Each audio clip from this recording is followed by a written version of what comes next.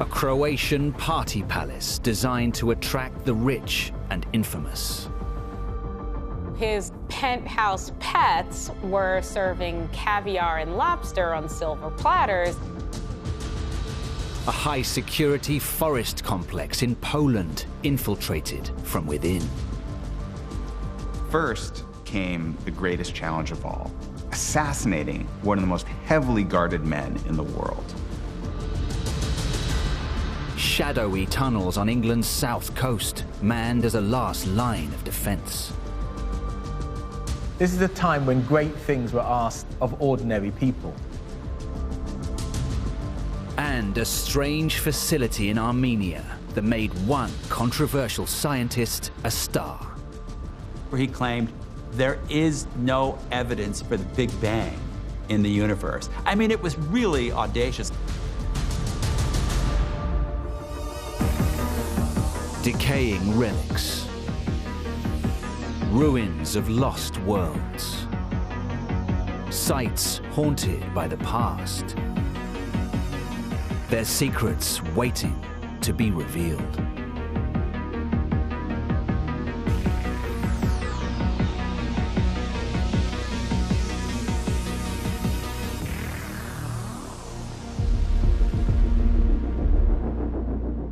On the coast of the Adriatic Sea, a derelict paradise hints at memories of the greatest luxury. Croatia's coastline is one of the jewels of the Adriatic. This region draws millions of tourists every summer for its natural beauty. What's out of the ordinary here is that on this thriving coast, you see this husk of a giant ruin. You expect to see new developments popping up all along this coast, not the opposite. This decaying complex was once a den of debauchery. It was definitely lavish, it was extravagant, it was out of the context of the whole Yugoslavia. These walls saw world leaders, obscene parties, and the grand vision of an adult industry mogul.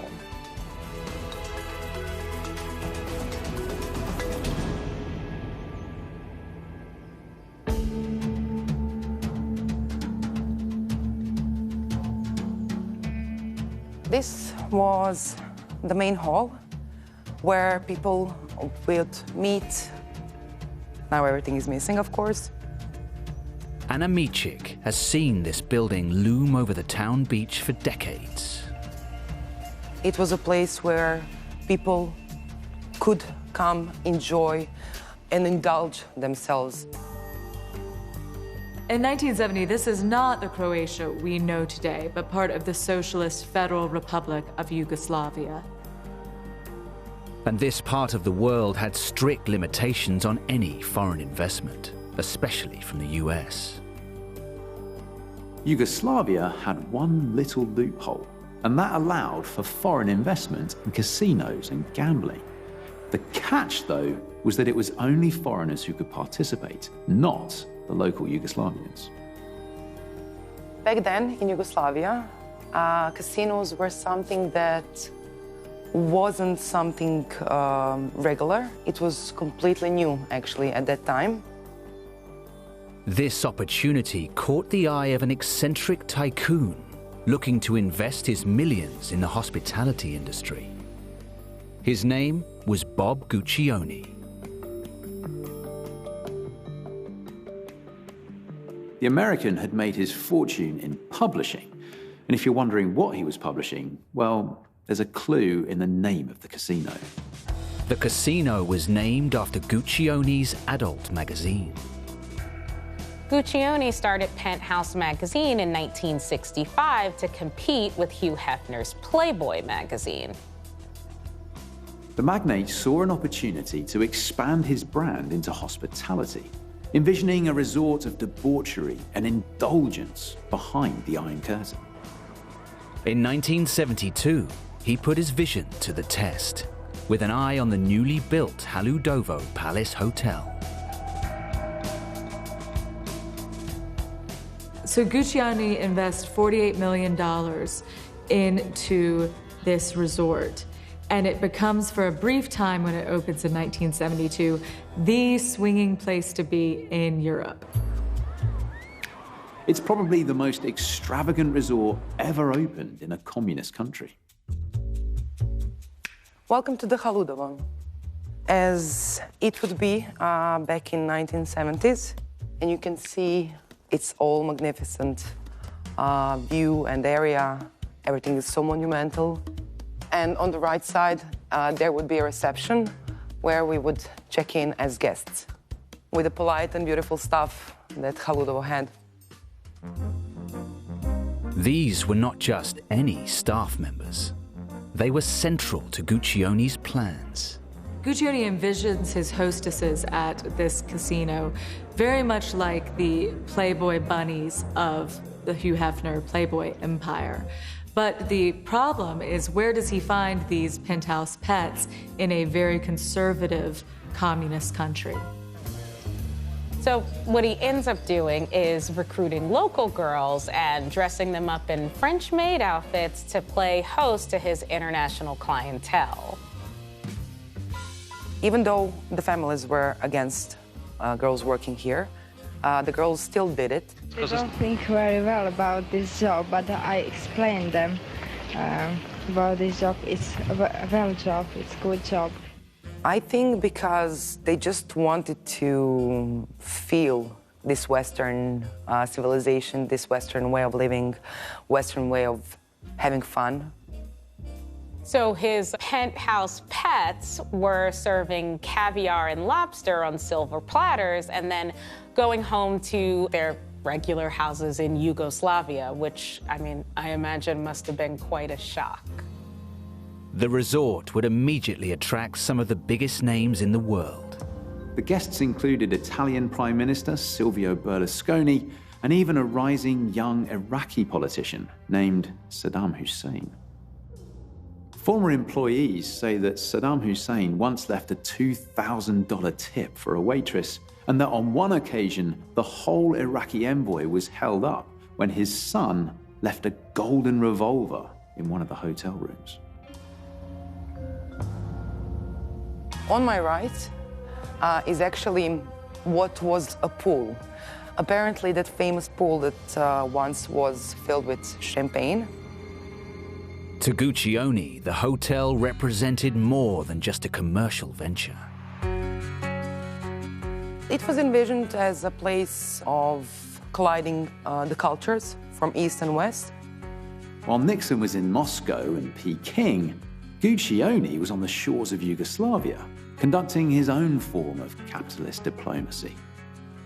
Guccione seems to have truly believed that this place would be a way to bridge the divide between Russia and the West, and possibly even contribute to ending the Cold War. He even described his penthouse pets as the peace force of the new world. Penthouse is out to win the Cold War with sex, and I think that in the end, isn't it better to do it with sex and love and beautiful girls than with guns? With $48 million tied up in the hotel, it was Guccione's first major investment beyond his magazine, and he wasn't holding back. He wanted his guests to have the complete experience. Guccione almost hired a New York plastic surgeon who'd invented a new facelift procedure to work at the hotel's beauty spa, before he found out that this surgeon didn't even have a medical license. But not long after its opening, it became clear the good times wouldn't last. Reality was the hotel couldn't attract enough business from foreign visitors to support all of its lavish offerings. They also found it incredibly hard to import all the Western food and comfort that their guests had come to expect. He couldn't get his guests, Americans mostly, he couldn't get them the things they wanted, like the exclusive things they wanted. After a year of massive overspending, Haludovo Hotel declared bankruptcy in 1973 and ended its relationship with Guccione. This wouldn't be the last of Guccioni's bad investments. A $200 million Atlantic City casino never materialized. And a historical erotic film, Caligula, starring Malcolm McDowell and Helen Mirren, proved a major flop. For this once penthouse paradise, bankruptcy was just the beginning of its downfall. The days of extravagance were over. The hotel scaled back its operations and kept hosting guests, but to much less fanfare. After that, it was operational for a couple of more years, and then new owner canceled all the reservations and started selling the furniture, the cutleries, the sheets, and everything from the hotel to the locals. And the end result is this, unfortunately.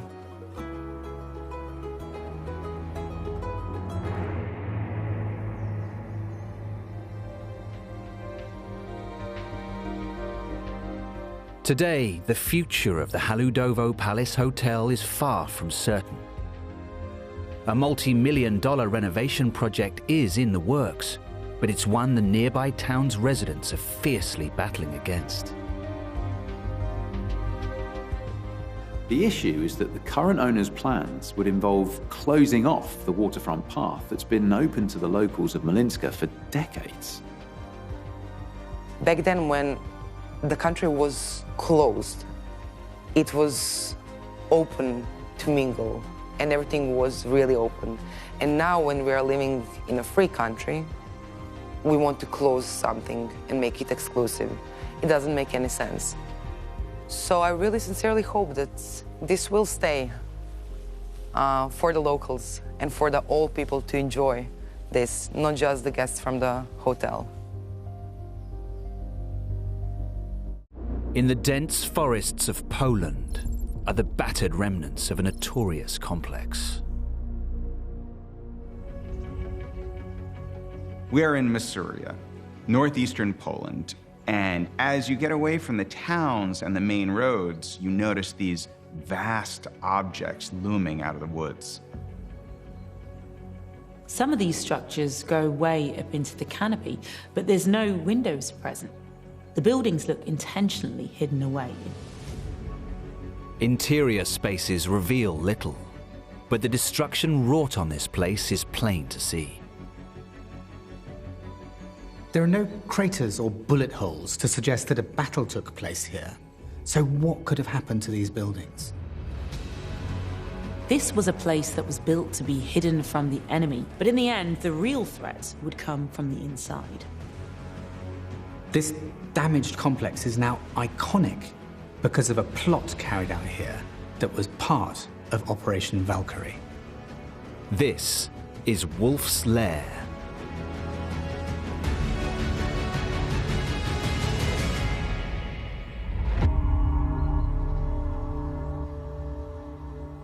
It was really, really big complex. They built more than 60 different kinds of buildings.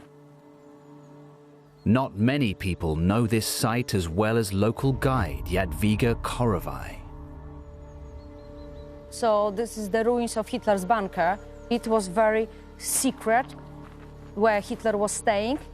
Local people didn't know about this. Hitler would end up spending nearly half of his time here during the Second World War. And it was built in preparation for the largest land invasion in history.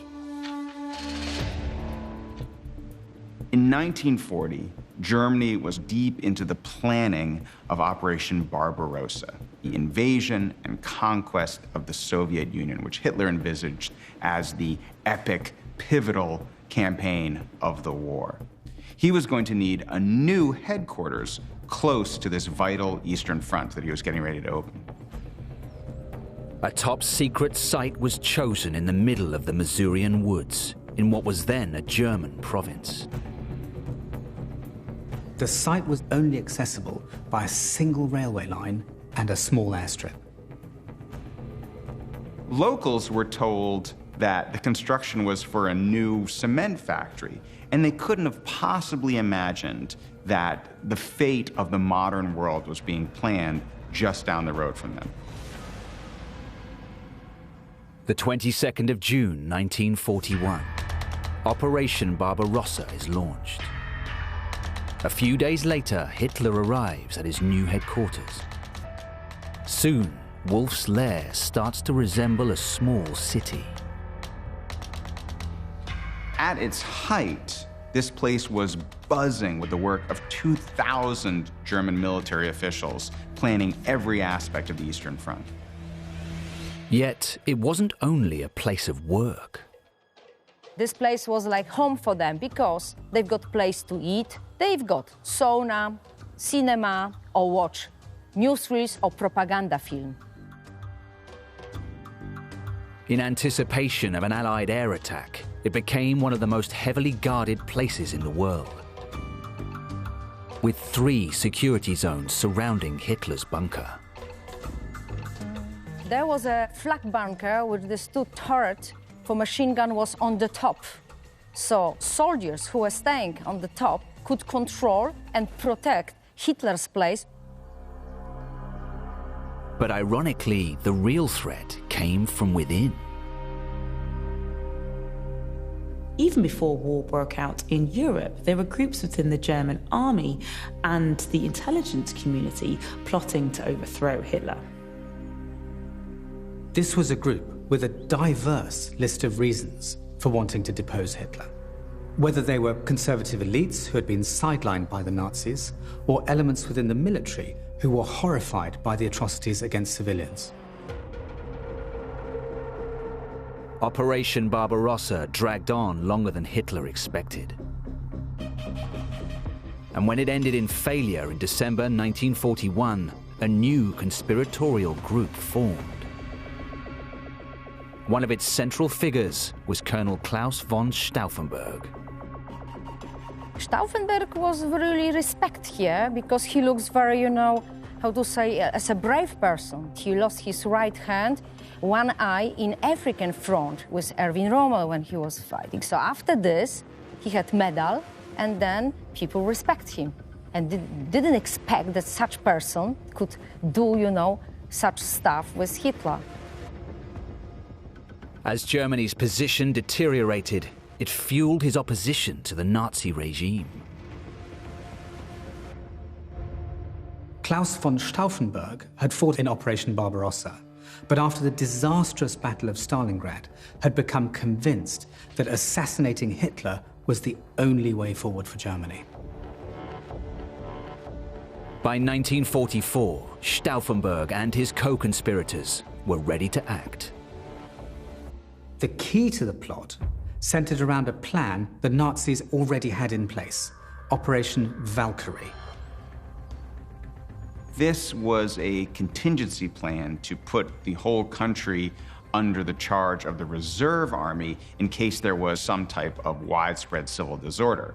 But the plotters planned to use this setup as an excuse and as a mechanism to seize control of the country.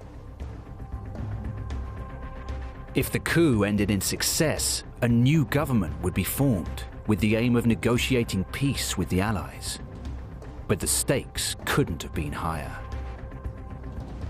First came the greatest challenge of all, assassinating one of the most heavily guarded men in the world. The conspirators needed a place where they could get close enough to Hitler to kill him. It was clear that the Wolf's Lair was going to be the place, and that von Stauffenberg was the man to carry out the actual act. On the 20th of July, 1944, Stauffenberg entered Wolf's Lair. In his hand, a briefcase, and inside it, a bomb. Von Stauffenberg had already made multiple trips to the bunker for military conferences, but he was waiting for Hitler, Heinrich Himmler, and Hermann Goering all to be there in the same place at the same time. 12:30 p.m. Hitler and his top Nazi officials gather for a briefing.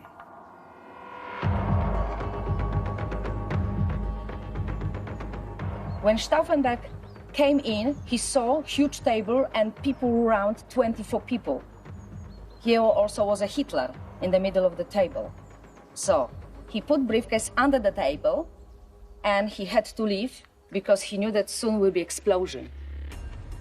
But a tiny movement under the table would have massive consequences. It's presumed that someone pushed the bomb aside with their foot, unknowingly deflecting the blast from its primary target. The bomb detonates at 12:42 and killing the stenographer instantly. 3 will later die, but as fate would have it, Hitler survives, his only injury a perforated eardrum. Stauffenberg was already on his way back to Berlin, believing Hitler was dead. What happened next? 2 p.m. was called Heinrich Himmler and they started investigation. So they knew that was one person lost, Stauffenberg. What happened with Stauffenberg? He joined opposition in Berlin about 5 p.m. and they started Operation Valkyria to take power. The conspirators put Operation Valkyrie into immediate effect. And for some hours, the coup continued, with troops occupying Nazi offices and arresting SS officers. But then the news came that Hitler had survived. It didn't take long before the jig was up, and Hitler was retaking control of the situation.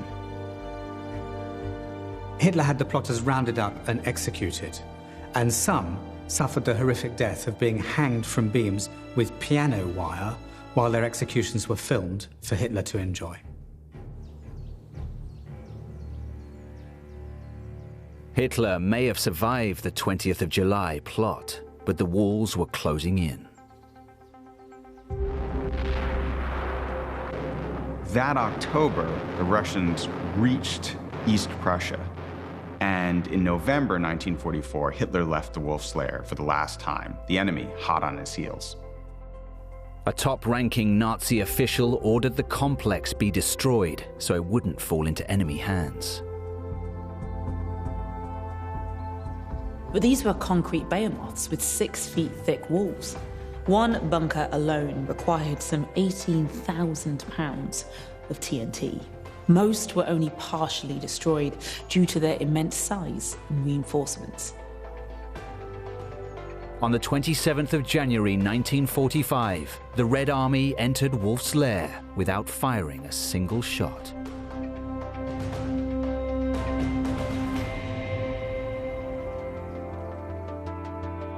Today, the abandoned complex hosts around 300,000 visitors every year.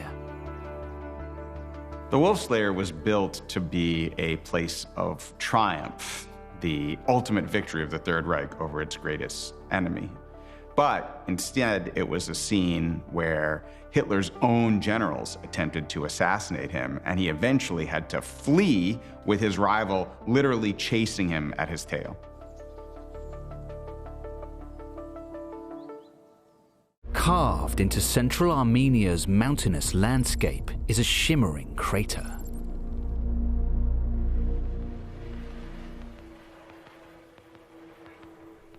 We're in a quiet town on the slopes of Mount Araguts. Nearby is a 13th century monastery, and then something that's been built clearly as part of the space age. A shiny, metallic, inverted dome embedded right in the hillside. Inside the adjacent buildings, there's control stations with knobs and levers, like something out of a Jules Verne novel. The place has this otherworldly quality, like some kind of outpost designed to communicate with aliens. This structure is the brainchild of one of Armenia's most renowned scientists. The man behind this was willing to challenge some of the most established scientific ideas of our day.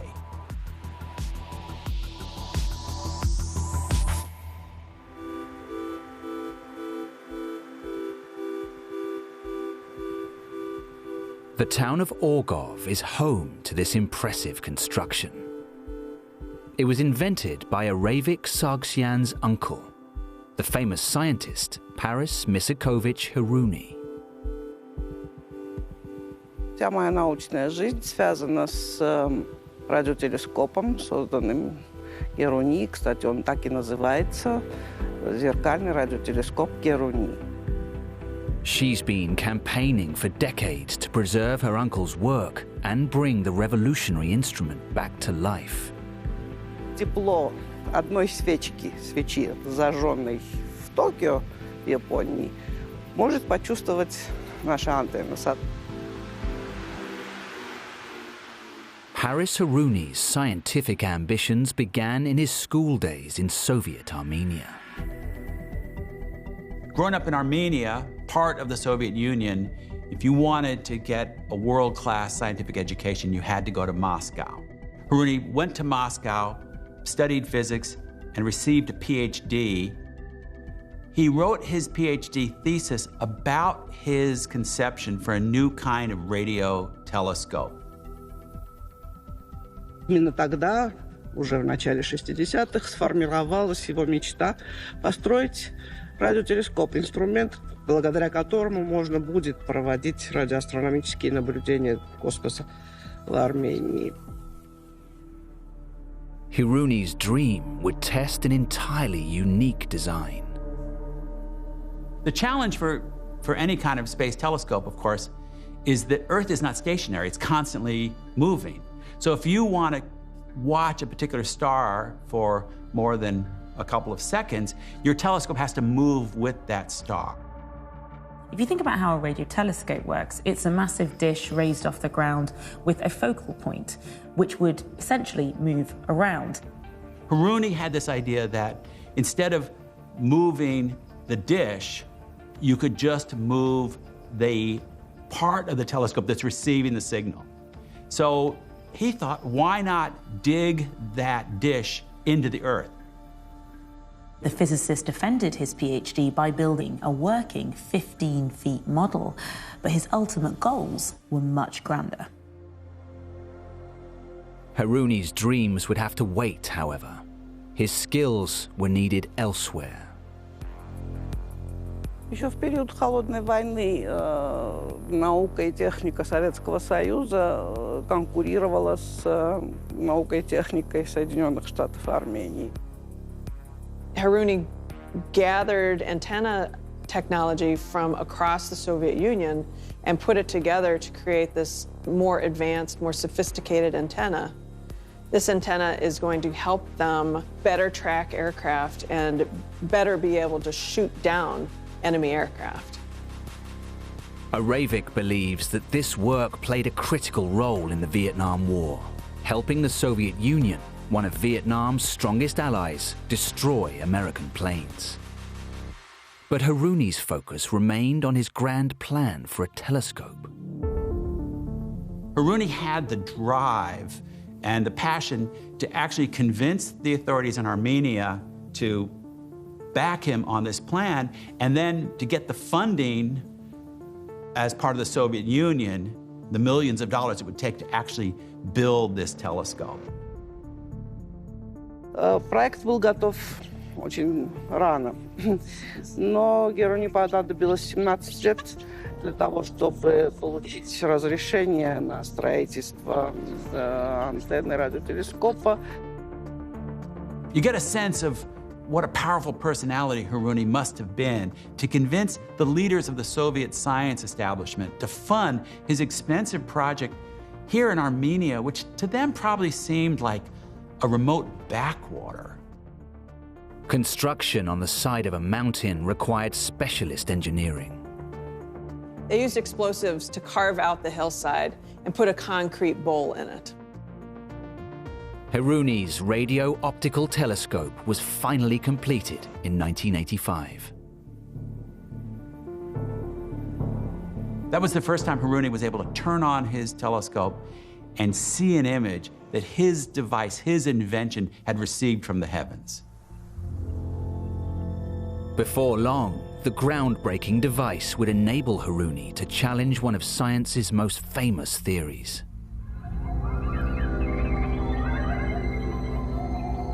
Буквально в первые дни своей работы, еще в 1987 году, with his new creation, Hiruni became the first person ever to witness powerful flares coming from a red giant star. But there was one thing the telescope was unable to pick up, and it would question one of the fundamental theories of the universe. This idea that the Big Bang left behind this residual energy is just foundational in modern astronomy. It's like Darwin's theory of evolution. And yet Hiruni, he didn't find it. He published a paper, and in that paper he claimed there is no evidence for the Big Bang in the universe. I mean, it was really audacious. Just a few years after its inauguration, Soviet funding collapsed. But not all hope was lost. И в течение длительного времени, лет 25, за мизерное финансирование, госбюджетное финансирование, институт весь, и в частности радиотелескоп, сохранял фактически существование благодаря энтузиазму в основном сотрудников. The last time they turned it on was 2011. But without the funds to do the necessary work, they had to shut it down again. It's estimated it would take $25 million to make this radio telescope functional again.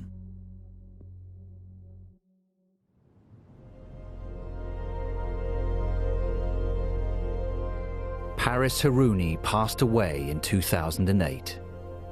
He was never able to test the full capacity of his telescope design. His niece has made it her mission to bring the invention back from the dead and to continue her uncle's powerful legacy. Борис Хируни был очень сложной и действительно выдающейся личностью. В мире, вообще в истории, известно очень мало серьезных крупных ученых, которые одновременно были великолепными менеджерами, умели увлекать и вести за собой массы. Вот Хируни был одним из таких. Он любим в народе до сих пор. On England's southern coast lies a historic seaside town with a secret.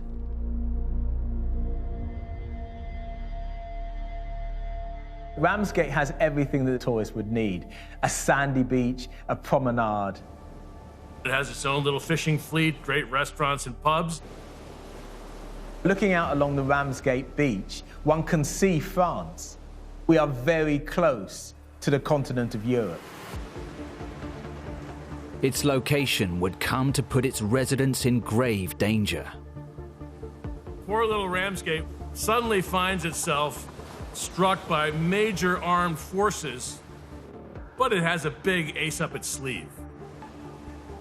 Dotted around the busy modern streets are traces of their hidden savior. You just see the tunnel heading off into the void, and you wonder, how big is this underground world?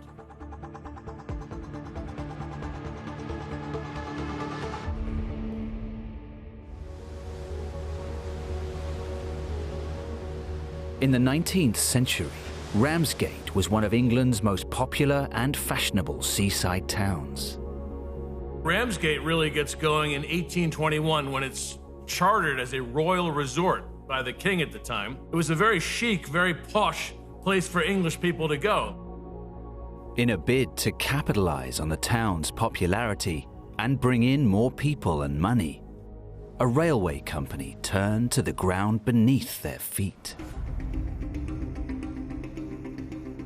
This tunnel was built between 1862 and 1863 as part of the Victorian railway system to bring people to the seaside. Steve Pankhurst has been exploring the history of these tunnels for 5 years. It's approximately a mile long in its entire length. For over 40 years, the tunnel cemented Ramsgate as one of the go-to seaside resorts in the area. But in 1926, its use declined, and it was no longer needed. Just over a decade later, it would find a new purpose. This tunnel becomes used for something entirely different, something that wasn't planned for by the designers. In 1938, Ramsgate elected a new mayor, A.B.C. Kemp. He was kind of affectionately known as the Mad Mayor, but he was this, eccentric English character with a top hat. He'd often be seen sort of wandering around the town. Despite his strange behavior, Kemp saw what the mobilization of Europe's great militaries meant for Britain and his town. Without him, the sort of World War II story of Ramsgate could have been very, very different. Just over 30 miles across the water from the European continent, Kemp knew that Ramsgate would be right in the firing line. He was determined to protect his people. People said, oh, he's crazy, but he was joined by a civil engineer, and together these guys submit these elaborate plans to build a proper tunnel system to house the whole civilian population, and 2 times it's turned down by the War Office. People felt that the Second World War would be fought like the First World War. It would be fought on the front line between France and Germany. Not that people would be bombed out of their homes as they were drinking tea. Finally, in the early months of 1939, as the grim reality of war with Germany edged closer, the War Office relented, giving the Mad Mayor the green light to start his ambitious project. They began digging here in March 1939. We had nearly 2 3/4 miles of tunnel to dig, and they dug that in 8 months, start to finish. This entrance here is the entrance for this neighborhood, so the people that lived in this area would be using this shelter entrance. And what made this tunnel system so good and innovative was that it basically patterned the above-ground town below. That's why when you go into this tunnel complex, there are all these branches off in every direction, because it's basically following the contours of the city above.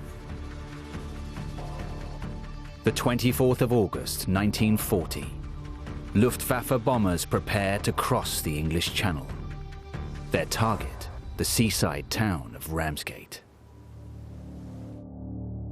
This squadron of German Ju-88 two-engine bombers flying out of an airbase just north of Paris, each carrying about 16 250-pound bombs, drops their entire load on Ramsgate. 500 bombs are unleashed in just 5 minutes, but the residents are prepared. As air raid sirens wail, they flee down into the massive network of shelters. The ground would vibrate, the tunnels would shake, people would hear it, the lights would go out, people would be plunged into darkness. Huddled in the dank tunnels, they waited out the raid for as long as they had to. This tunnel was home to several thousand people during the course of the air raids, but they weren't allowed to live here. What they could do was sit out of air raids or sleep overnight, and this is what the beds are for. It was quite smelly in a lot of areas because there are 500 toilets in this tunnel. When those who had survived finally emerged, they were met with a horrifying scene. This attack was nicknamed the Murder Raid because of its intensity and because of the devastation that it caused. During the raid on the 24th, we lost 85 homes absolutely flattened. We had another 1,500 made uninhabitable, and that caused a huge influx of homeless people. Those 957 people had nowhere to go, and this is the result. It would become known as Tunnel Town. The tunnel had its own running water, its own electricity, its own barber shop. The community fashioned out of these stark and difficult circumstances with bits of wood, a table here and there, a chair here and there, and from that they survived. And it became almost like a social underground reflection of what was actually happening on the surface in Ramsgate. At its height, there was some 300 families living down there. There'd be a band concert going on at the other end. There'd be a canteen that was set up at the other end for people to go and enjoy a cup of tea. There would have been food cooked up there.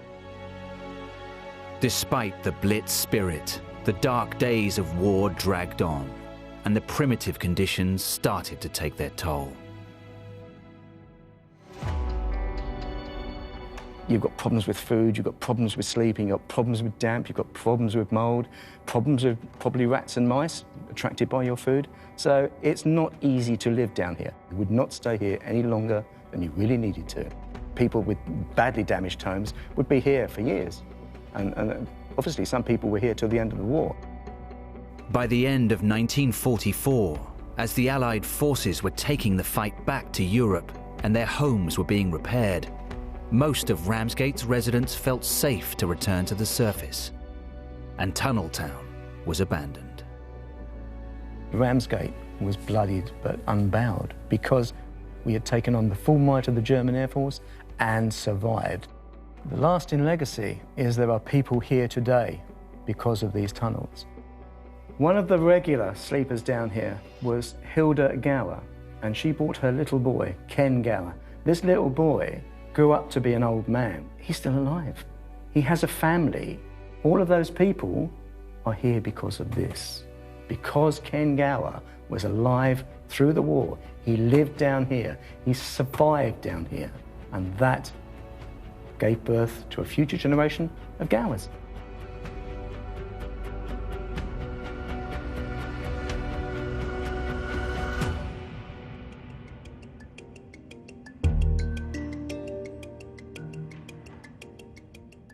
Soon after the war, the access tunnels were sealed up. The railway tunnel faced the same fate in the 1960s. It wasn't until 2014 that they actually opened as a proper tourist attraction. It speaks to the tremendous courage and endurance of the British people during World War II. People like to think of history as something very staid and old and dusty. And really, when you get into somewhere like this is history that you can come and touch. And that's what makes this place exciting.